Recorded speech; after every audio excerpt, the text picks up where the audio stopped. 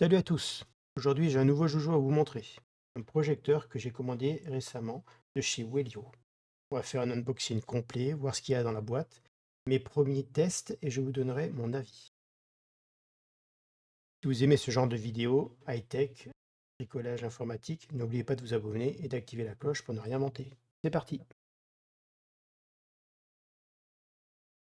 Dans la boîte, on retrouve donc les câbles et connectiques, la télécommande, le vidéoprojecteur évidemment,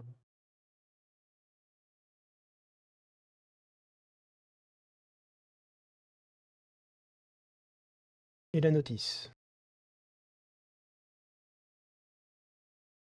Le vidéoprojecteur affiche du 1080 natif.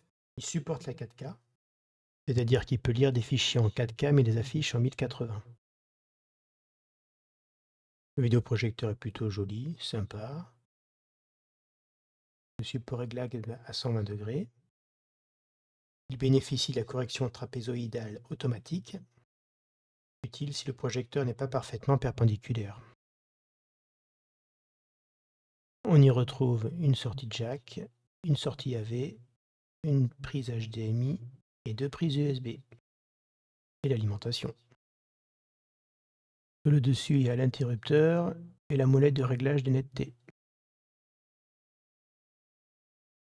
Les dimensions annoncées sont de 23,7 par 15,5 et par 16,3 cm pour un poids de 1,14 kg.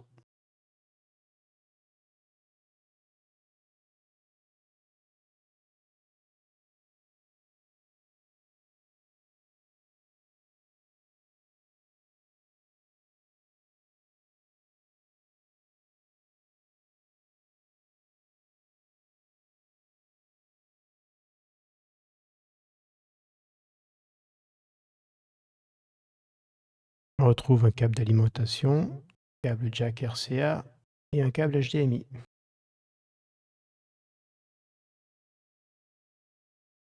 Et bien sûr la télécommande. Un petit chiffon pour le nettoyer.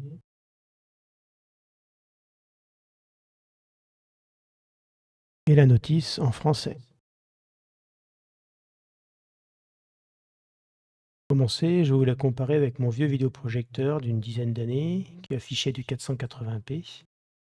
Sa luminosité n'était pas terrible et il affichait pour 2,80 m de recul, 1,25 m en hauteur par 2 m en longueur. Il n'était pas connecté et il fallait être dans le noir complet pour voir quelque chose. Avec ça, c'est à l'heure du bureau. D'accord. Allons-y pour la première mise en route. Avec la télécommande, ce sera peut-être bien plus pratique.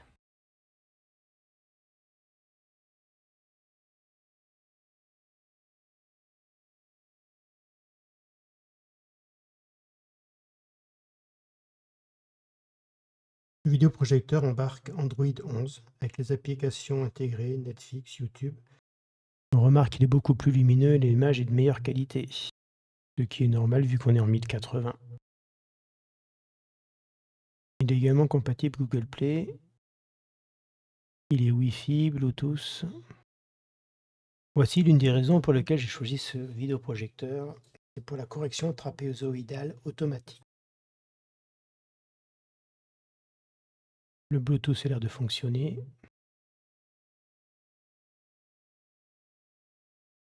On peut régler le volume directement dans les paramètres. On peut choisir la langue. Alors pour le Wi-Fi, j'ai pas mal galéré. Non pas qu'il détecte pas le Wi-Fi et qu'il se connecte pas. C'est simplement que le WPS n'a pas l'air de fonctionner. J'ai essayé plusieurs fois, plusieurs méthodes. J'ai pas pu me connecter en WPS.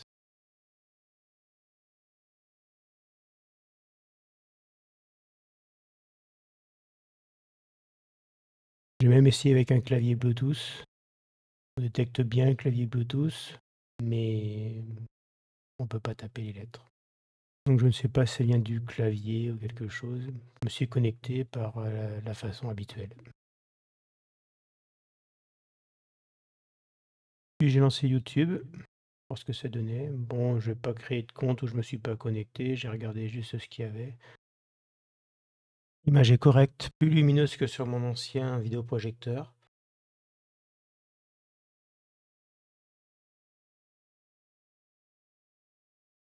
Puis j'ai lancé Netflix. Pareil, rien de particulier. L'image est tout à fait correcte. Rien d'exceptionnel, c'est un vidéoprojecteur en 1080. Absolument besoin de que ce soit obscur. Il a une fonction de projection d'écran et de Miracast. Un branchement AV et HDMI. Dans Google Play, je trouve l'application Free TV. J'ai une bonne idée. Vu que je suis chez Free, je vais pouvoir voir la télé directement sur le vidéoprojecteur. Je fais le test d'installation, tout à fait classique. Mais là, petit problème, je n'ai pas d'image. La chaîne est bien reconnue, ça lance les menus et tout, mais dès que je veux faire play, rien ne s'affiche. On est bien sur la chaîne, on voit en bas à gauche. J'ai essayé de faire une mise à jour du système, c'est à jour. Donc je ne sais pas si c'est un bug temporaire ou pas, je réessayerai un peu plus tard. Je suis très déçu. On est sur l'Android 11. 1 giga de mémoire vive, ça fait peut-être un peu limite.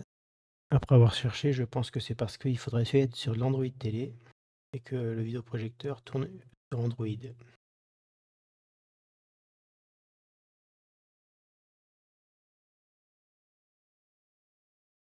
Maintenant, je vais essayer avec une clé USB.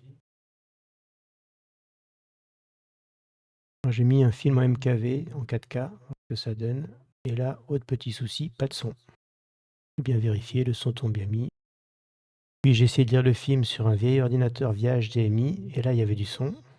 Un film sur clé USB en 1080, même problème, pas de son. Pourtant, il y a bien du son quand on lance Netflix. Bon alors, quels sont les avantages et inconvénients de ce produit? La résolution native 1080 plus officiellement le support 4K, mais il y a un petit problème de son. Android 11 est intégré, ce qui pourrait être bien, mais je pense qu'il faudrait mieux un appareil avec Android télé.